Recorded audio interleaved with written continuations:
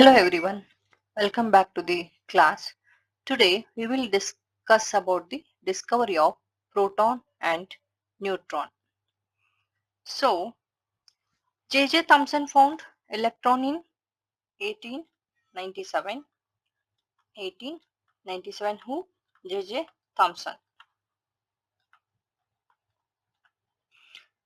So that is a negative particle, a negative particle.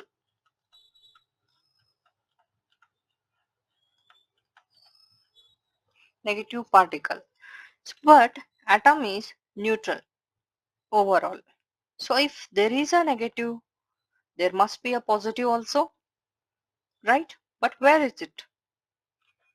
So after Thomson's cathode ray experiment, after Thomson's cathode ray experiment, a scientist goes in thought, if a negative rays, before here it was a, here there was a cathode, here anode,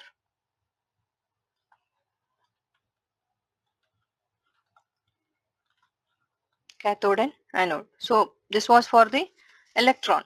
But here what he found is, if negative rays come from cathode, if a negative rays come from cathode, maybe positive rays come from anode. He thought that. So in 1886 he did an experiment. In 1886 he did an experiment with the same discharge tube, with the same experimental setup.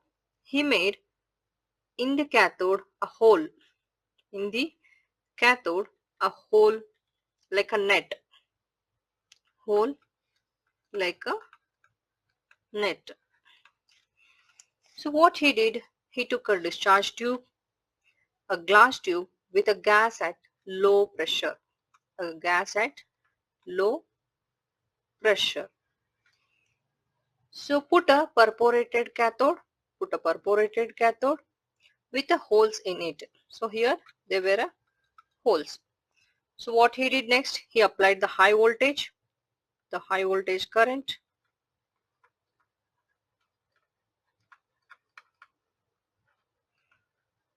High voltage current. Then the high voltage means that is like a 1000 volts.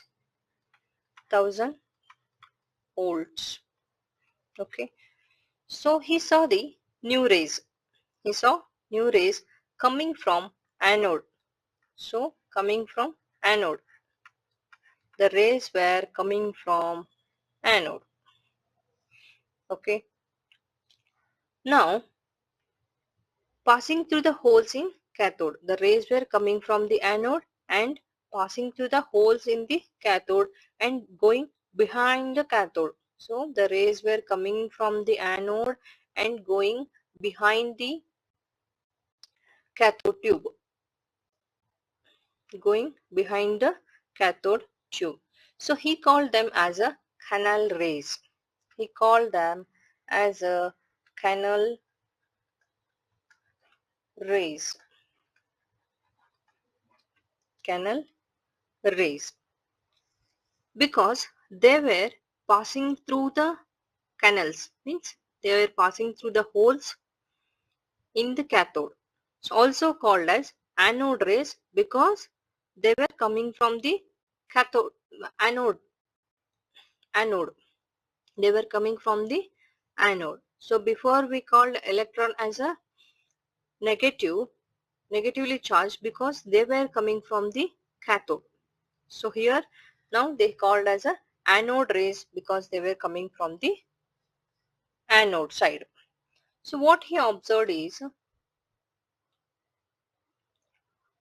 these were the modifications. What modifications he did? Cathode ray tube is not evacuated and filled with the gas. So hole was created in the cathode and zinc sulfide screen was placed behind the cathode to see the rays. Okay. Next, what observations he got? He got a glow was seen, so indicated that the charge particle is moving.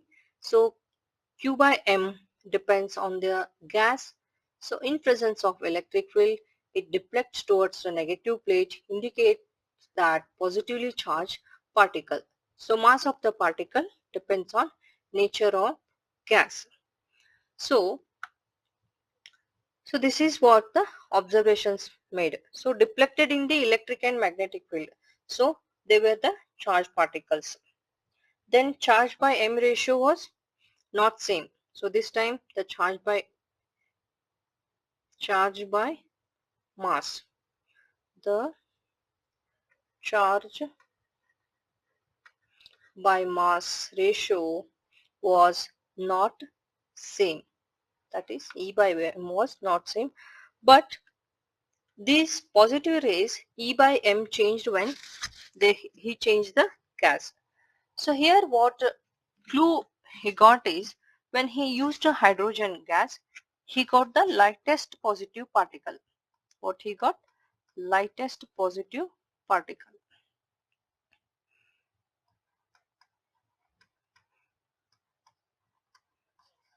Positive particle. So the mass is 1 unit and the charge is plus 1. So this was the smallest positive particle possible. So then what happened? Later on, Rutherford in 1919 did an experiment. He did an experiment. So he hit nitrogen gas. He hit nitrogen gas with a alpha particle.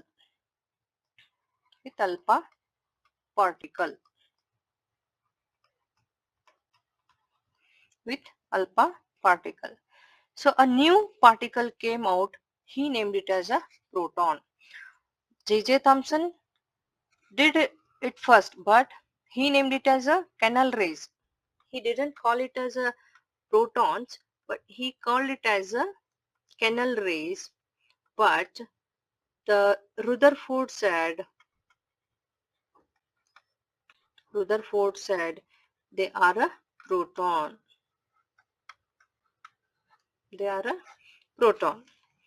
So then who discovered the proton? So Colston saw it first in 1886 as a canal rays, but Rutherford proved it in 1919 and gave the name proton. So proton is a first in Greek because it's first fundamental positive particle.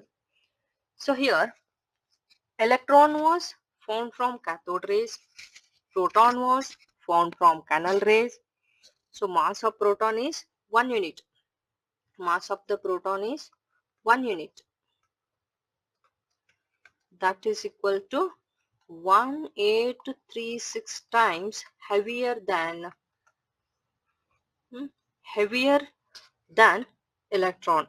So then the charge of the proton is plus 1.6 into 10 to the power of minus 19 coulomb. So the charge of the one electron was minus 1.6 into 10 to the power of minus 19 coulomb. So here the charge of the proton is plus 1.6 into 10 to the power of minus 19 coulomb. That is exactly equal and opposite to the electron. So this is about discovery of proton. Now we will discuss the discovery of electron. Now we will discuss the discovery of neutron. So we by 1920 we knew that by 1920 we knew that atom has protons and electrons. The atom has protons and neutrons. So we also knew that proton mass is 1 unit and electron mass is almost 0. But there was a big problem. Look at helium in the periodic table. Helium This atomic number is 2. Atomic number is 2. So it has 2 protons. Then atomic mass is 4. Atomic mass is 4. But 2 protons. But 2 protons.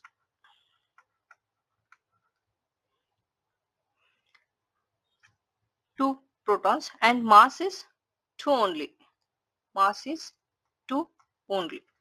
So where is the missing mass? 2.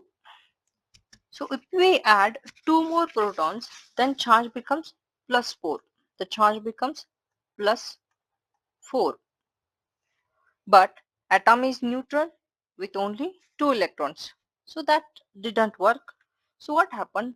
The Rutherford said in 1920, there must be a neutral particle in the nucleus. There must be a neutral particle in the nucleus. Same as proton but no charge. He called it neutron, but no one could find it for 12 years. So then the story starts. In 1932, the James Chadwick solved it. He used beryllium experiment. They hit beryllium with the alpha particles. They hit beryllium with alpha particles.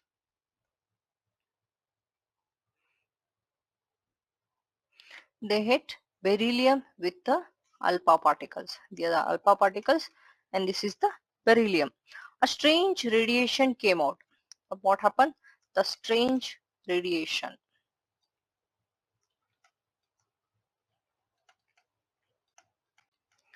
Strange radiation came out. So it was very penetrating. It was very penetrating. It could pass through thick lead. It could pass through thick lead. They thought there must be a gamma rays. What they thought initially, they were very penetrating, but they thought they were a gamma rays. Gamma rays. Then what happened is uh, then they passed that radiation through the paraffin wax. What they did, the same radiation with the paraffin wax. Paraffin wax. So the wax has lots of hydrogen. Lots of hydrogen. So then the protons came flying out of wax at huge speed. But gamma rays have no mass. How can mass is less gamma knock out heavy protons? Like throwing light at a football and football moves impossible. Then the Chadwick said, the this Chadwick said, this is not a gamma rays. This is a new particle. That is, he said, this is not a gamma rays. This is some new particle because it has a mass. It has a mass that is equals to proton. That is equals to proton, but no charge. But no charge. Okay, that's why it's a super penetrating. No charge, so no electric attraction or repulsion. Then what he did some calculations. He hit boron with these particles and nitrogen also, measured the speed of knocked out protons and used momentum of conservation, that is m1v1 is equals to m2v2. Then found mass of a new particle by using the law of conservation. moment of conservation, he found that the particle has a mass that is 1 but no charge. The charge is 0. Okay, then he got a Nobel Prize. He named it as a neutron. Then he got a Nobel Prize.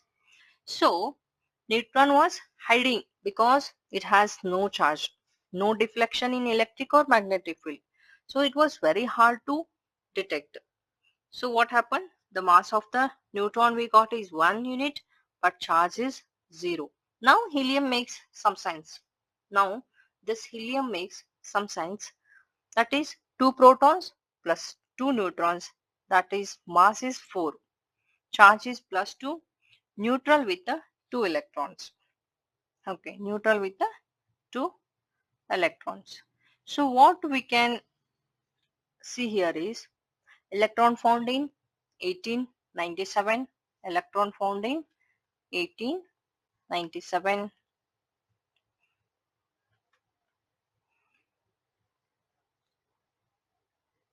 proton found in 1919, neutron found in 1932. Now the atom is complete. The atom is complete with the protons, neutrons, that is inside the nucleus, and electrons outside. So the missing mass of the problem is solved. So this is how the discovery of neutron happened. So here we have the properties of subatomic particles, that is electron, proton, neutron. So far we have discussed the same thing, so you can write it over here. Okay, now we'll see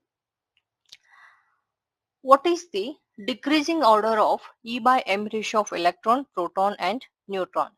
So electron E by M ratio, proton and neutron. So here we can see that electrons E by M ratio is greater than proton, and the proton E by M ratio is greater than neutron. Okay.